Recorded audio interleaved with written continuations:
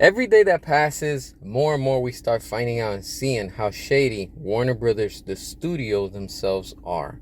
As always, hit that subscribe, show your support, and let's get into it. Look, check this out. All right, so Batgirl was trending after the directors from Bad Boys 4 came out and posted pictures with Will Smith and, what they're working on.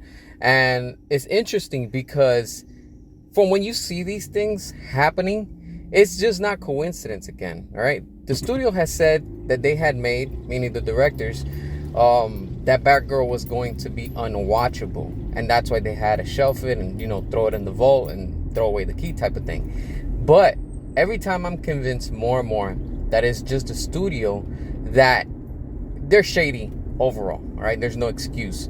And whatever the plans were with Batgirl, they just wouldn't align and wouldn't fit into what Peter Safran and James Gunn had already working on behind the scenes. Because a whole bunch of things were happening as we were getting towards the end, when it comes to DCEU overall. And it just probably didn't fit into what James Gunn is doing. And of course, because let's not forget, Michael Keaton was in The Flash. Ben Affleck was in The Flash.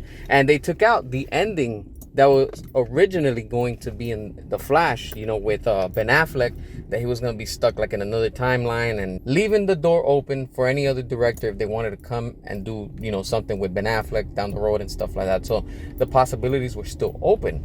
And of course, they had Michael Keaton. But then again, they switched things up, and of course, Keaton dies in that universe, and, he's done with.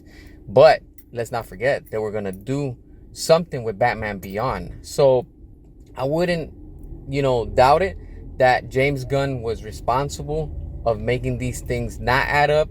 And remember, James Gunn is the one overseeing DC Studios. So when it came down to it, all this just isn't happening for coincidence. It's because, of course, Ben Affleck was still involved, and they were going to try to leave something open where he would be able to come back. And, these characters would have continued within, this universe. But then, of course, James Gunn is switching things up and trying to do his own thing, because he's going to try to bring in his own Batman with the Brave and the Bold, and now with Superman. So that's what he's just doing, just trying to reset everything so it could just fit his, narrative and whatever it is that he's trying to push and promote. But then overall, let's not forget that that Batgirl movie is still there in the vault. And we, the fans, I want to see it. Honestly, what could have been and what would have happened if this movie would have been released. Of course, it would have screwed up with James Gunn's plans and everything that he's trying to do. And of course, what he's doing with resetting and rebooting everything, he's just completely erasing the Snyderverse. This is where we, the fans and the consumers, come into play, because we have the power with our wallets to support or not support these movies. And for me, I am not going to be supporting James Gunn and his DCU. Not even for a review. I'm not going to be watching it. This is what I came across. What are your thoughts? Hit that subscribe. And as always, until next time.